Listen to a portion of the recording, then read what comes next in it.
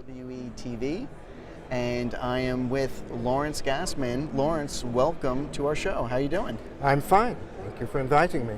Not a problem. So you are with SmarTech Markets Publishing. Yes, I am. And tell us a little bit about that. SmarTech Markets Publishing is a new company, my third industry analyst firm. The other ones have looked at telecom and new advanced materials, so we kind of track what's hot in the technology sector.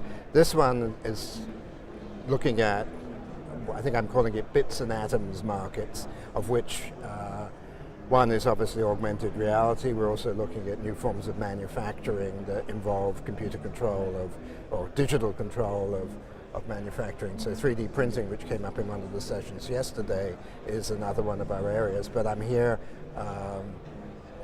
speaking tomorrow and also promoting a new report that my company has brought out on augmented reality, which looks at the product trends, which looks at technology trends as well, but sets out to forecast the market in probably about 15 or 20 segments of the market, what the revenue potential is.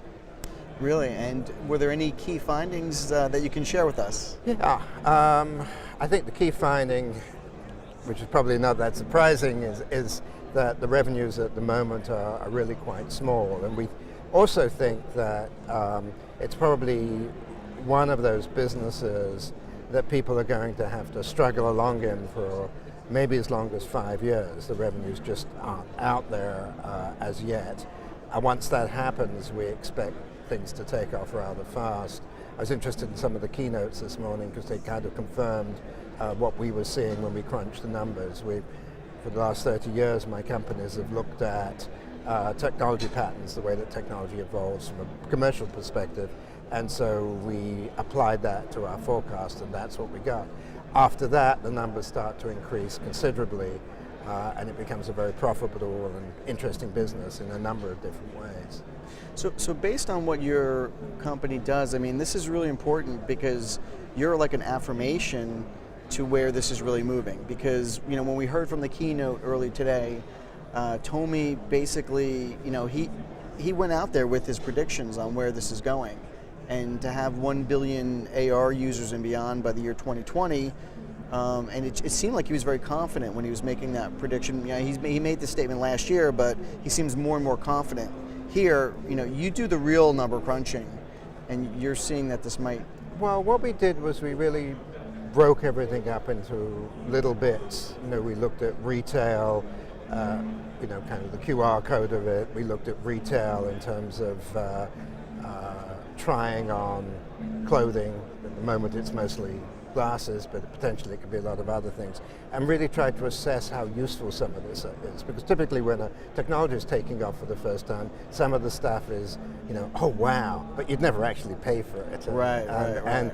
And so we tried to assess that, and then we looked at the addressable markets. I mean, you know, to take the example I just gave, there are a lot of people who wear glasses but don't really want to go out and spend a lot of time at glass stores. If you could do that effectively, it adds up to a lot of money. So we did that, and we looked at addressable markets, we crunched the numbers, we looked at patterns, the ways that technology has evolved before, and came up with some predictions for revenues. Incidentally, we also thought, and you were asking me some of our key findings before, another one was that significant revenues or significant profitable opportunities probably first going to come in the B2B segment, not in the consumer. It's not usually as sexy, but you know, industrial manuals and that kind of thing, people actually pay for, and they have very obvious and immediate revenue potential. It's practical uses. I mean, you're really talking about true practical uses when it comes down to AR. So now, is this your first it's AWE? It's my first time here. Okay. We've been looking at related markets through my three companies for a long time. I mean, back in the 80s we were looking at sensors, for instance, and again in one of my other companies we looked at head-mounted displays and all these things that kind of came together to make AR. So we've got a pretty deep knowledge of the technologies, but because people have only started calling it AR fairly recently. So. When did AR first come on your radar? Probably about 2.5 years ago. And it came on my radar along with a lot of other things that are loosely related. Again, yesterday there was the hardware interest group that met, and they were talking about the kind of low-end robotics, and that's sort of related to that. Actually, way back in the 90s, I wrote a market research study of virtual reality, which is obviously even more closely related. Absolutely. But didn't really take off in the way that a lot of people expected then. And still around in one form or another. So you'd be interested in Philip Rosendale's keynote tomorrow? Yes, yes. Absolutely. So yeah, I mean, all of these things. And one of the things that I suspect is hopefully we'll still be publishing these reports 10 years from now, but I suspect it'll be called something entirely different by then. Well, that's interesting, because they say when AR really makes it, we're not going to call it AR anymore. Well, and I've seen that happen before. A long time ago, we did a study on multimedia networking, and everything we predicted, and that was a real phrase at the time, but everything we predicted has pretty much come to pass, but nobody uses the phrase multimedia networking anymore. It's cable TV, or it's stuff that you get over the internet, or that kind of thing. And at this point, it's become so ubiquitous that no one in their right mind would buy a study from us or anyone else on the future of it. It's kind of the future's here with that. Right. So that's what's going to happen with AR. Yeah. Well, I don't want the word AR going away anytime soon. No, so no. as you write those reports, make sure you keep that in. Okay. Right. Do me a favor. Right. Okay. Absolutely. So is there anything that you're really excited about this conference, to be here, or anything that you really want to accomplish? Obviously you're speaking and that sort of thing. I'm speaking on the future of AR tomorrow. I'm hopeful I can convince some people to buy some reports while I'm here, but mostly I want to go around the show and talk to the people. I haven't even started to do that yet. Right. And I'm hoping to find on the exhibit floor, people who are actually commercial with products or close to being commercial. And from my position, because I'm a technology tracker, that will give me some clues of what the first revenue opportunities will be, in terms of not just what the potential is from the demand side, but also what products are appearing to fill up that demand as it comes off. And somebody next to me on the booth has a training system which looks very interesting. Mm-hmm. It's for welding, but it could be for anything else. Sure. Lawrence, let me ask you this question, because you said you're a technology tracker, and there's so many different technologies. I mean, 3D printing, I could talk forever about that. Right. And we're not at a 3D printing wrong conference. Show. But great topic, wrong show. I think the thing about augmented reality is that it is so powerful and I think one of the keynotes talked about it. There's converging technologies. And augmented reality converging, do you really see AR as a major converging technology along with all of these other ones from your perspective? Yeah, I mean, the term converging has been around a very long time. It was used in the telecom industry back in the 80s, and I guess at some point the convergence took place and people stopped using that term. But yeah, I mean, I think it will. Again, it's really the same point as the term AR disappearing. I was interested this morning when I guess it was Tony was talking about it as an eighth mass media, and that's certainly one of the possible scenarios, because it does stand out. On the one hand, it's just a term for a collection of different things. I mean, we're talking about Google Glass yesterday, and we're talking about shopping experiences today, and so on and so forth. But it is a way of making our natural world kind of clearer. And in a way, that's what technology always does. I mean, I'm wearing these glasses, and it literally makes the world clearer for me. And it's a piece of technology that's staggeringly, useful. Absolutely. And that's what interests me. So I think. So I didn't really answer your question, but I think that convergence is clearly part of it, because it's part of a much bigger trend. But also, it's very definitely something that could, stand out on its own as something quite new. The reason why I was asking that is that a lot of times people, when you talk to somebody who doesn't really know what AR is or never heard about it, Most of the people I know. Actually. Yeah, and you try to explain it to them, they give you that look and they have really no idea. I think that one of the things I'm trying to tell people is that even if you don't know anything about AR, this is the time to get involved in it. This is the time to pay attention to it.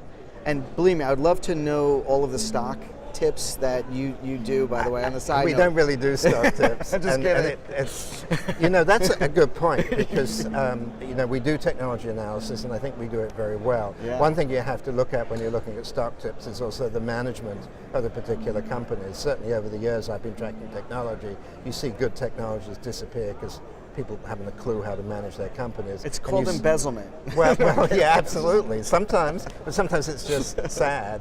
Well, where I was going with this question Yeah. was that, when you try to explain it to these people, I just say to people, get involved now in AR, and even if you get involved now, you're well ahead of the game. Because even from your forecasting research, it shows, let's say 5 years is when it really, the ball goes down or the rock goes down the hill the other way.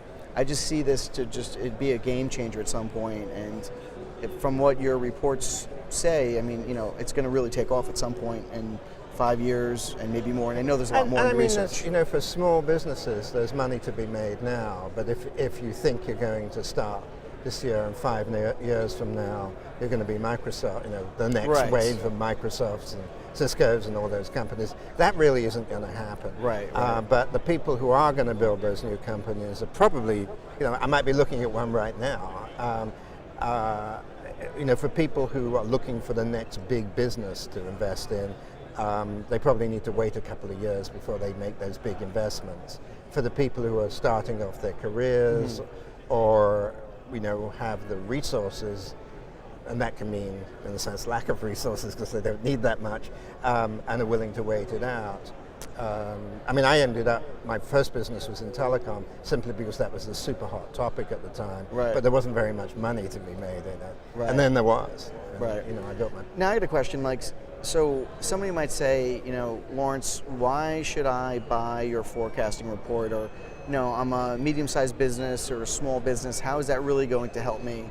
What do you say to them when they Well, ask that if you're a small business or a medium-sized business, the reason for buying it is probably to convince people to put money into your business. We find that, again, it's true across all our products, that the small to medium-sized businesses buy our product so they can waive it at a venture capitalist. Right. And honestly, very small businesses don't buy our product.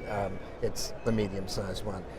If you're a much bigger business, then it's usually to get another perspective on it, even if it's going to end up being the same perspective you had to begin with, because it's an outside person. And Right. that can be either to convince yourself that you're right, or it can be to show to senior management, which is sort of the same thing as showing to a VC.